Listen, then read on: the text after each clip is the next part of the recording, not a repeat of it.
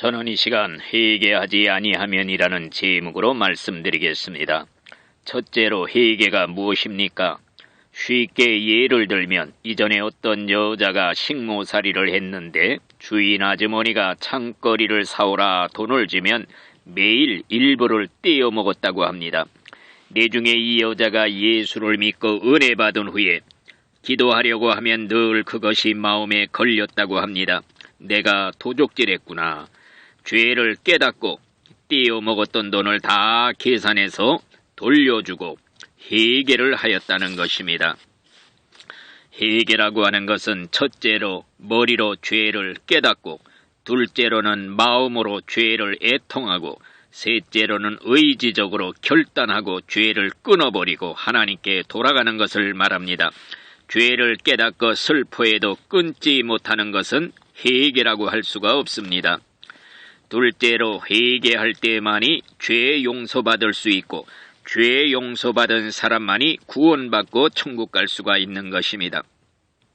그러므로 죄를 깨닫는 것이 바로 은혜 중에 은혜라고 할 수가 있습니다.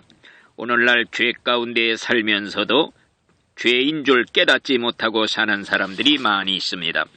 그래서 하나님은 죄를 깨닫게 해주시려고 때로는 사랑의 매로 때리시는 것입니다. 어떤 때는 요나처럼 큰 풍랑을 만나 물고기 뱃속에 집어넣기도 하시는 것입니다. 어떤 때는 탕자처럼 고생을 시키시기도 하는 것입니다. 셋째로 참된 회개가 무엇입니까? 모든 죄에서 떠나는 것을 말합니다. 거미줄을 치우는 정도가 아니라 거미를 잡아 죽이는 근본적인 회개를 해야 되는 것입니다. 가지를 치는 정도가 아닌 뿌리째 찍어내는 근본 회개를 해야 되는 것입니다. 하나님은 사람의 마음과 양심을 감찰하시는 분이기 때문에 양심에 꺼리끼는 죄까지 샅샅이 찾아내서 회개를 해야 되는 것입니다. 생각으로 지은 죄, 입술로 지은 죄도 다 회개를 해야 되는 것입니다.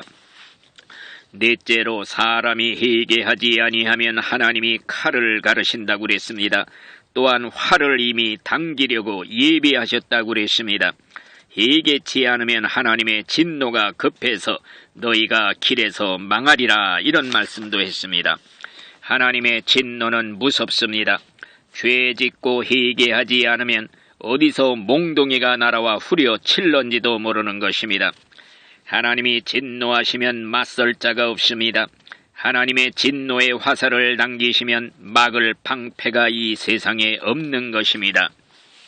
성경에 보니 너희도 회개하지 아니하면 다 이와 같이 망하리라 그랬습니다. 하나님은 때로는 회개케 하시려고 중병으로 치실 때가 있습니다. 사고로도 치십니다. 환난으로 내리치셔서 만신창이로 만드는 때가 있습니다.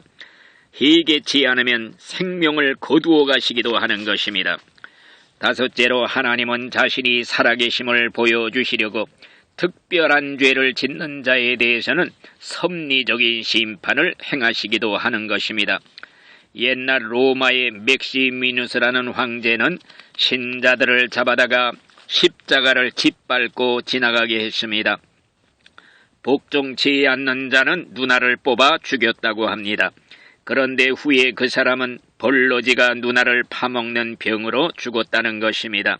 바로 현세적인 심판을 하나님은 행하시는 것입니다. 1908년도 12월 28일 이태리 메세나라는 도시가 지진으로 8만 4천 명이 하루에 죽어 그 도시가 멸망했다고 합니다. 그 원인은 지진이 있기 3일 전에 그 도시에 일 텔레포나라는 신문 논설에다가 하나님의 회방하는 것을 실었다고 합니다.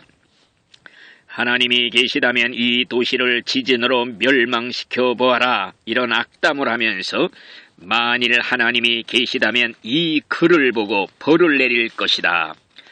만일 벌을 내리지 않는다면 하나님이 없는 줄 알아라. 그런데 3일 후에 정확하게 하나님의 응답이 와서 그 도시가 지진으로 멸망을 당했다고 하는 것입니다.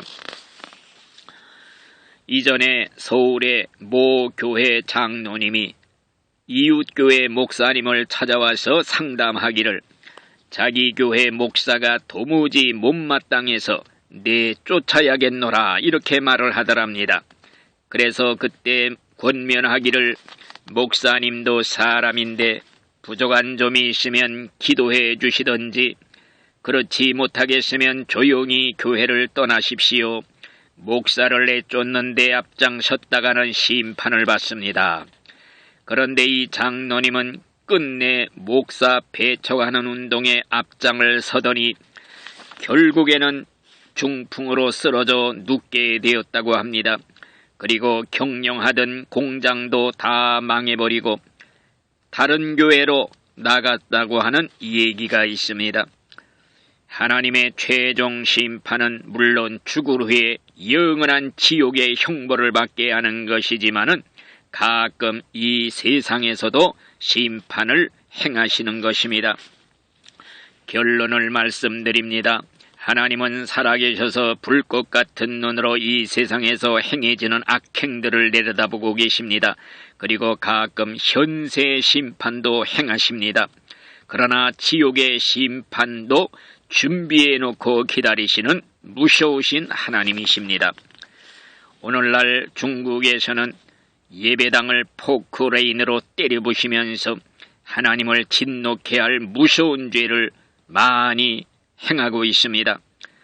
교회를 핍박하는 것은 바로 예수님을 핍박하는 것이며 하나님의 눈동자를 찌르는 행위가 되는 것입니다. 그 죄값은 현세에서도 하나님의 심판을 받거니와 죽은 후에 영원한 지옥의 형벌이 기다리고 있다는 사실을 우리가 기억해야 될 것입니다. 아멘.